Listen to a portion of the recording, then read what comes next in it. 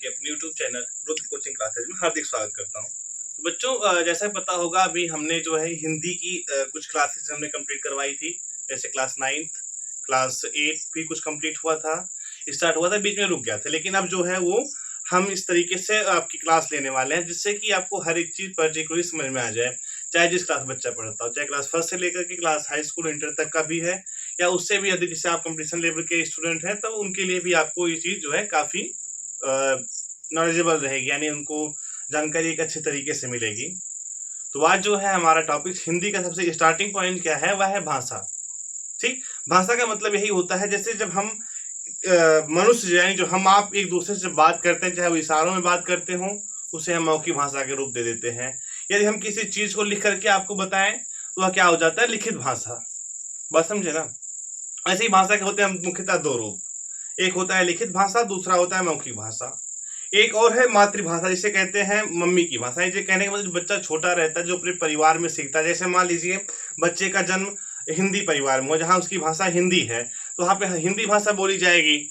अगर मान लो बच्चे का जन्म जो है बांग्लादेश में हो, तो हम बांग्ला भाषा बोली जाती है। बच्चे का जन्म पाकिस्तान में हुआ है तो वहाँ पे उर्दू बोली जाएगी। तो बच्चा क्या जन्म से क्या सीख रहा है, बच्चा जो है हिंदी, यानी जैसा उसका जहाँ जिस परिवेश में उसका जन्म हुआ है उस तरीके की भाषा वो सीखेगा। तो सबसे पहले हम यहाँ पे आज की जो हमारी ये है वीडियो लेक्चर, उसमें आप समझेंगे भाषा की परिभाषा क्या होती है। तो लिखिए, भाषा एक ऐसा साधन है, आप लोग लिखेंगे क्या इसको, कि भाषा, क्या परिभाषा है इसकी, भाषा एक ऐसा साधन है, भाषा एक ऐसा साधन। ध्यान से समझिएगा इस चीज को, जब आप इसको लिखेंगे अच्छे तरीके से तभी आपको समझ में आएगा कि भाषा एक ऐसा साधन है जिसके द्वारा मनुष्य अपने भाव एवं विचारों को, क्या लिखेंगे, भाषा एक ऐसा साधन है जिसके द्वारा, यहाँ पे लिखेंगे आप क्या, कि जिसके द्वारा मनुष्य अपने, जिसके द्वारा मनुष्य अपने भावों एवं विचारों को प्रकट करता है। भाव एवं विचारों क्या करता है बच्चा, प्रकट करता है, उसे भाषा कहा जाता है या उसे भाषा का रूप दिया गया है। बात समझे कि भाषा किसे कही जाती है। देखो, भाषा एक ऐसा साधन है, भाषा क्या बेटा, कि भाषा एक ऐसा साधन है जिसके द्वारा मनुष्य अपने भाव, मेरे प्यारे बच्चों क्या है कि भाषा एक ऐसा साधन है जिसके द्वारा मनुष्य अपने भाव एवं विचारों को एक दूसरे के समक्ष प्रकट करता है या व्यक्त करता है, उसे क्या कहते हैं, भाषा कहते हैं। अब हम जानते हैं भाषा के होते हैं मुख्यतः दो रूप। यहाँ पे आप क्या लिखेंगे, भाषा के दो रूप होते हैं। ठीक है, क्या लिखेंगे बच्चा आप यहाँ पे, कि भाषा के मुख्यतः दो रूप होते हैं या भाषा के दो रूप हैं। ठीक है, पहली कौन सी भाषा बच्चा, वह है आपकी मौखिक भाषा। नंबर फर्स्ट कौन सी है जो हम भाषा में समझेंगे, पहली जो भाषा बताई जाती है आपको वह क्या है बेटा, मौखिक भाषा। अब ये मौखिक भाषा की परिभाषा क्या है या मौखिक भाषा आप किसे कहेंगे, है ना। तो देखो, हम क्या कहते हैं कि जब कोई परस्पर बातचीत या भाषण आदि के द्वारा, क्या है कि जब कोई परस्पर अपनी बातचीत या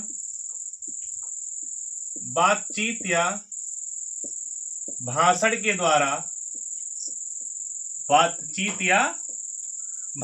द्वारा, जब कोई व्यक्ति अपने, ऐसे लिखा था यहाँ पे, जब कोई व्यक्ति, है ना, या जब कोई परस्पर बातचीत या भाषण के द्वारा अपने विचार प्रकट करता है, अपने विचार प्रकट करता है, अपने क्या प्रकट करता है बच्चा, विचार प्रकट करता है, तो उसे क्या कहा जाता है बच्चा, मौखिक भाषा कहा जाता है। मौखिक भाषा यही है, जैसे मैंने आपसे कहा कि वह क्या किया, वह घर गया। मैंने आपसे कहा, इसको मैंने मुख के द्वारा व्यक्त करके बताया। हम एक दूसरे से क्या कह रहे हैं, बातचीत करें, ट्विटर जिसे कहते हैं, समझे। हमने कहा वह घर गया, हमने मुख से कहा या मौखिक हो गया, लेकिन अगर इसी चीज को हम लिख करके बताएं, यानी अगर लिखित भाषा की बात की जाए जो दूसरी हमारी भाषा है बच्चा, वह है क्या, लिखित भाषा। दूसरे नंबर पर क्या आती है बच्चा, लिखित भाषा। ठीक है, अब जानते हैं कि लिखित भाषा होती क्या है। तो लिखित भाषा वह होती है बेटा कि जब कोई व्यक्ति पत्र अथवा लेख द्वारा, क्या लिखेंगे आप यहां पर, कि जब कोई व्यक्ति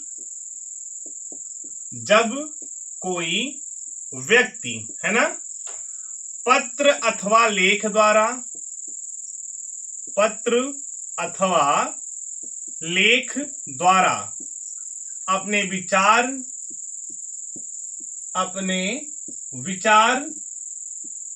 लिखकर प्रकट करता है, लिखकर प्रकट करता है, तो वह क्या कहलाती है बेटा, वह लिखित भाषा कहलाती है। एक जो तीसरी नंबर पे आती है मातृभाषा, इसका तो विशेष महत्व नहीं है ये, लेकिन आप लोग जानते रहे कि मातृभाषा आखिर होती क्या है। अभी मैंने चर्चा किया था आपसे कुछ देर पहले स्टार्टिंग में ही कि बच्चा जब जैसे जहां पैदा होता है, जब जहां जन्म लेता है, अपने परिवार से जो सीखता है या उसे अपनाता है, या यूं कहें कि परिवार में जब जो बात होती है, ठीक है, परिवार में जो बातचीत होती, जो भाषा वह अपनाता है बच्चा जन्म से ही, तो वह क्या कहलाता है बेटा, आपसी मातृभाषा कहलाती है। लिखिए इसको कि मातृभाषा वह भाषा है, क्या लिखेंगे मातृभाषा में बेटा, कि मातृभाषा वह भाषा है। ठीक, मातृभाषा वह भाषा है जिसे बच्चा अपने जन्म से अपने परिवार में सीखता है, अपने परिवार में सीखता, या यूं कहें आप इसको अपनाता है, सीखता या बेटा अपनाता है, उसे क्या कहा जाता है बेटा, उसे मातृभाषा का दर्जा दिया गया है, दर्जा प्रदान है, दर्जा दिया गया है, उसे क्या कहा गया बच्चा, मातृभाषा का दर्जा दिया गया है।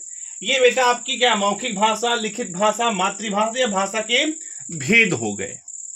बात आपको अच्छे तरीके से समझ में आ रही होगी। अब जो है हम जानते हैं बेटा राष्ट्रभाषा आखिरकार होती क्या है, हम ये इंपॉर्टेंट है, राष्ट्रभाषा व राजभाषा। ठीक, हम अभी इसको समझ रहे हैं राष्ट्रभाषा आखिर होती क्या है, कि राष्ट्रभाषा कहते हैं किसको है, कि और राष्ट्रभाषा का उपयोग कहां कहां किया जाता है। क्या हिंदी हमारी राष्ट्रभाषा है, या हमारी राजभाषा है, या दोनों है, क्या है, इसको हम यहां पे समझेंगे। देखो बेटा, लिखो राष्ट्रभाषा वह भाषा है, लिखिए राष्ट्रभाषा वह भाषा है,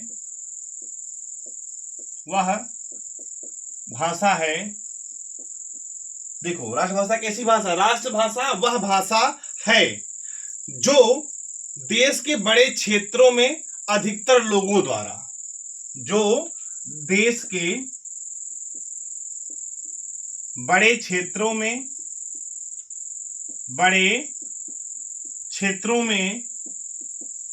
अधिकतर लोगों द्वारा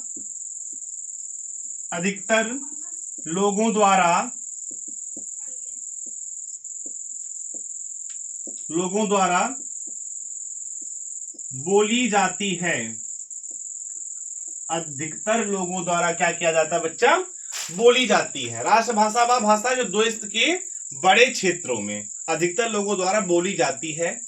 ठीक, अब हर देश की बेटा अपनी अलग अलग राष्ट्रभाषा होती है, क्या, कि हर देश की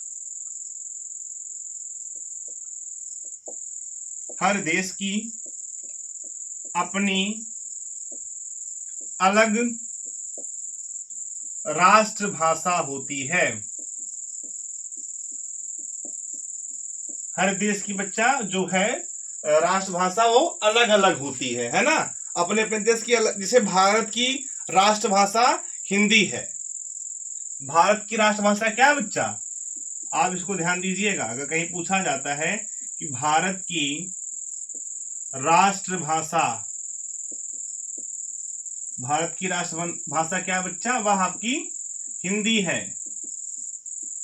भारत की राष्ट्रभाषा हिंदी है।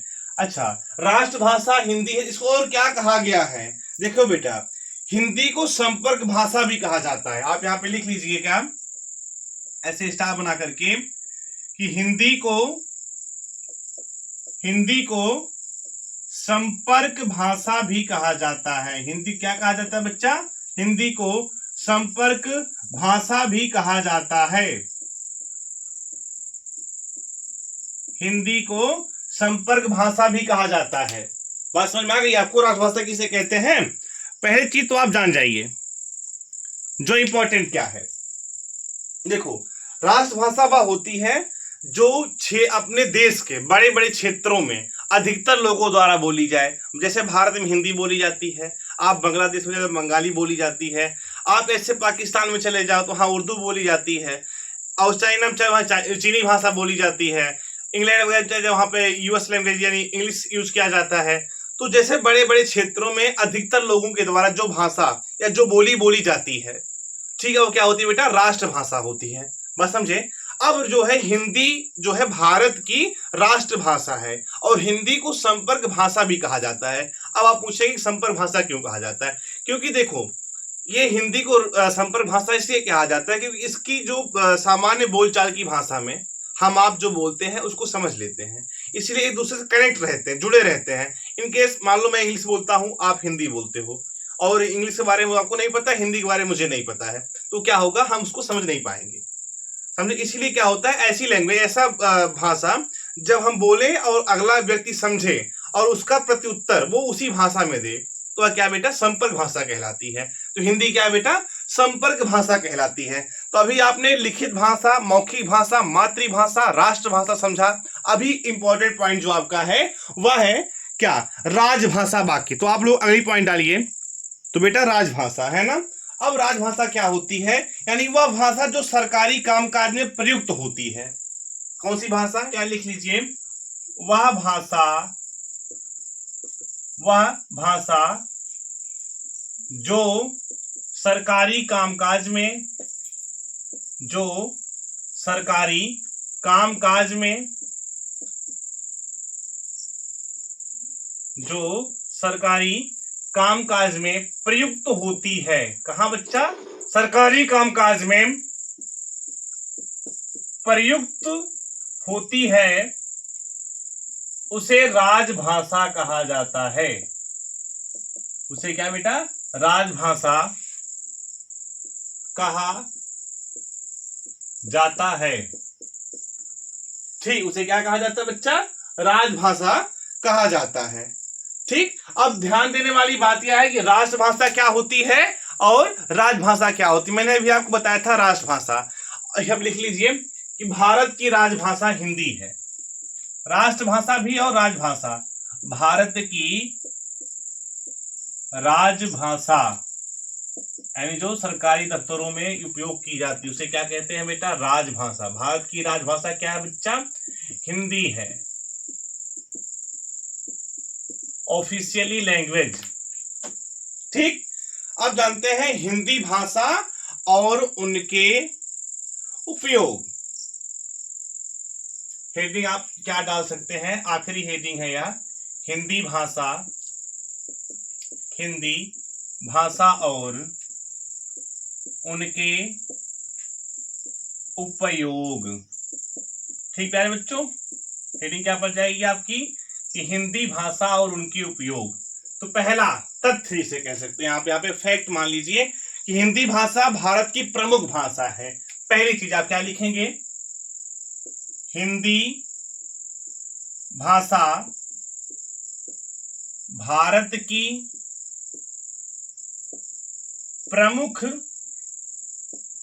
भाषा है। हिंदी भाषा क्या बच्चा भारत की प्रमुख भाषा है, ये पहला पॉइंट है। हिंदी भाषा भारत की प्रमुख भाषा है। दूसरा क्या बेटा, यह राष्ट्रीय संपर्क का सबसे बड़ा माध्यम है। लिख लीजिए आप इसको, क्या, हिंदी, यह राष्ट्रीय संपर्क का सबसे बड़ा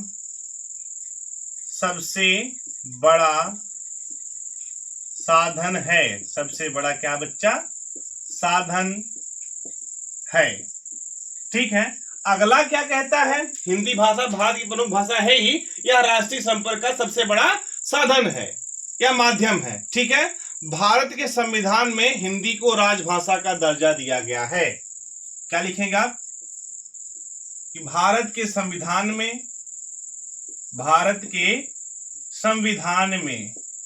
किसमें बेटा, भारत के संविधान में किसको, हिंदी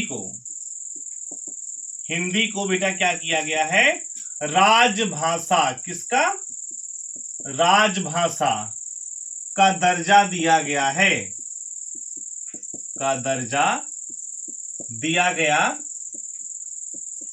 है, किसको, ये भारत के जो संविधान है उसमें हिंदी को बेटा राजभाषा का दर्जा दिया गया है। ठीक है, 14 सितंबर को भारत में हिंदी दिवस मनाया जाता है। ये क्वेश्चन कभी कभी बन के आते हैं, क्या कि 14 सितंबर को है ना, भारत में, कहा बच्चा, भारत में 14 सितंबर में, यानी भारत में हिंदी दिवस, 14 सितंबर को भारत में हिंदी दिवस, क्या बेटा, हिंदी दिवस